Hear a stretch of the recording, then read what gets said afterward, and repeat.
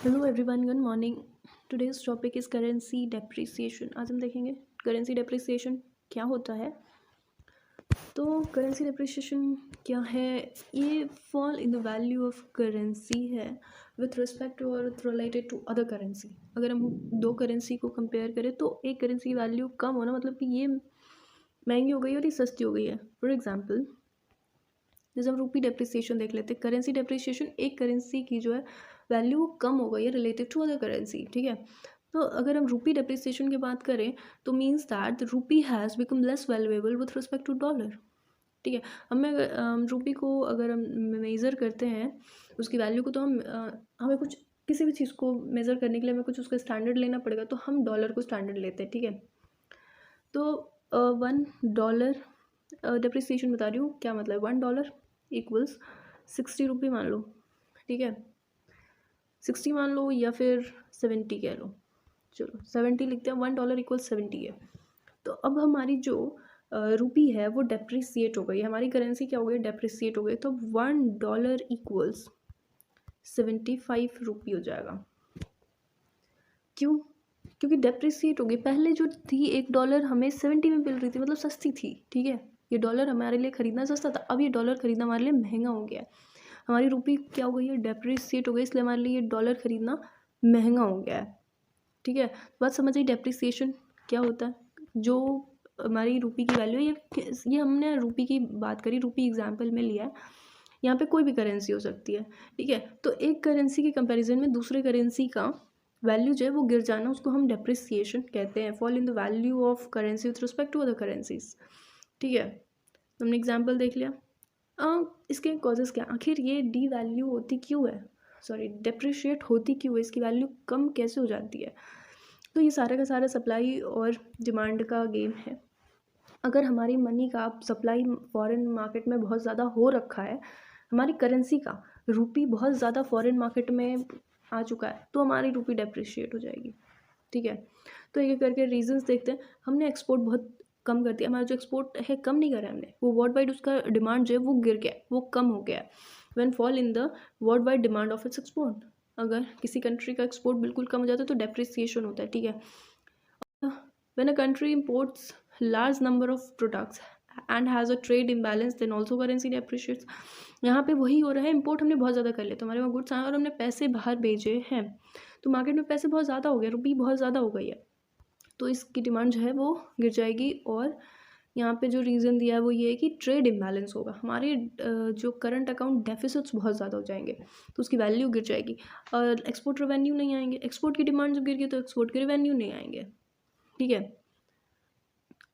इसके अगर ये सारी चीज़ें हो रही तो इसके इफेक्ट्स भी कुछ होंगे। पहले हम इसके एडवांटेजेस देख लेते हैं, देन इसका सब कुछ अल्टीमेट इफेक्ट देखेंगे एंड ऑल देखेंगे। लेकिन उससे पहले हम डेप्रिसिएशन और डीवैल्यूएशन क्या होता है ये देखते हैं, ठीक है।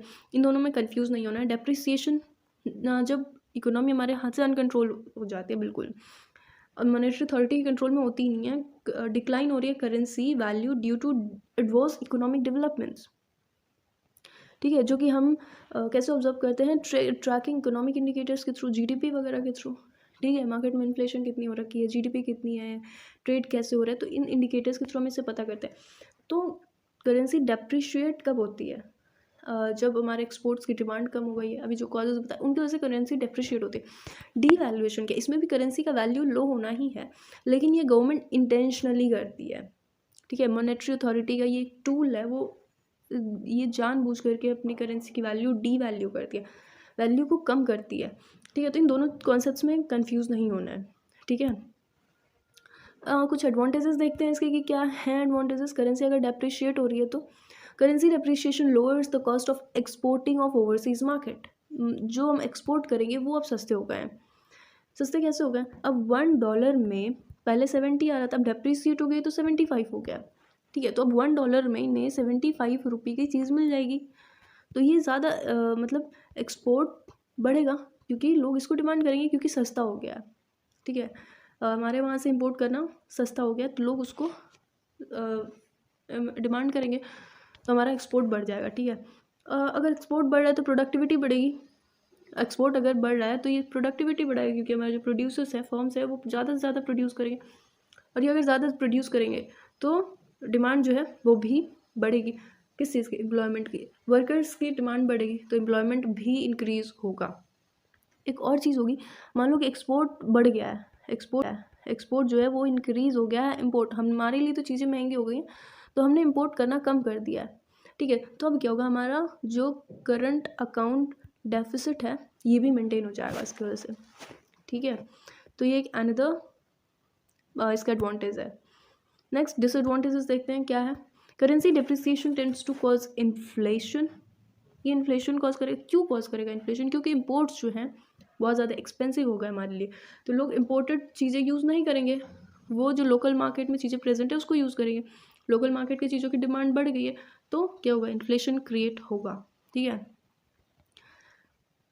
ये दोनों लाइन समझ आ गई। नेक्स्ट है जो हम ट्रैवल करेंगे फॉरेन में जा कर के, हमें फॉरेन ट्रैवल करना है या एजुकेशन लेनी है फॉरेन में जा कर के, तो हमारे लिए वो कॉस्टली हो जाएगा।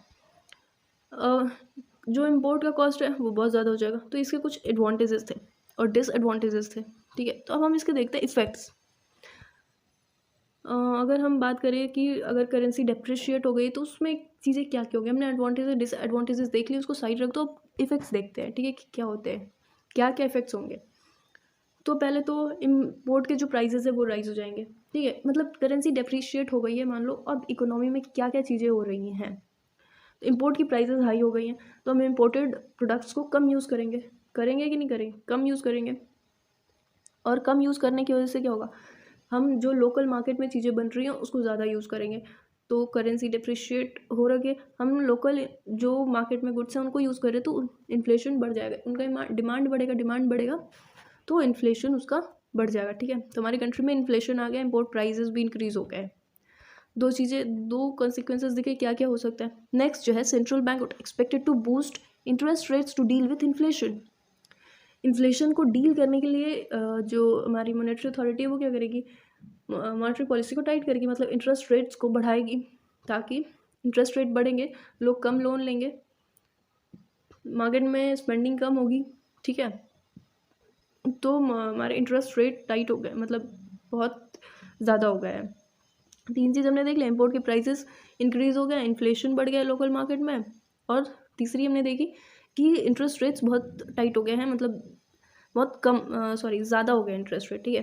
हमारा बॉन्ड मार्केट जो वो क्रैश कर जाएगा। एक्सपोर्ट्स जो हैं वो इंक्रीज़ होंगे, ये अच्छी बात है, एक्सपोर्ट्स जो हैं वो इंक्रीज़ हो जाएंगे, क्योंकि फॉरेनर्स के लिए हमारे वहाँ से इम्पोर्ट करना ईजी होगा और सस्ता होगा, ठीक है। अगर एक्सपोर्ट करना सस्ता हो जाएगा, मतलब उनके लिए इंपोर्ट करना हमारे वहाँ से इजी हो जाएगा, हमारे वहाँ का एक्सपोर्ट बढ़ रहा है तो इससे क्या होगा, हमारा करंट अकाउंट डेफिसिट भी अच्छा होगा और मार्केट में प्रोडक्टिविटी आएगी, जिसकी वजह से एम्प्लॉयमेंट बढ़ेगा, क्योंकि प्रोड्यूसर्स वर्कर्स का डिमांड करेंगे, उनको अपना प्रोडक्शन इंक्रीज़ करना है। तो ये कुछ इफेक्ट्स हो गए डेप्रिसिएशन आने पर, ये चीज़ें होंगी, ठीक है।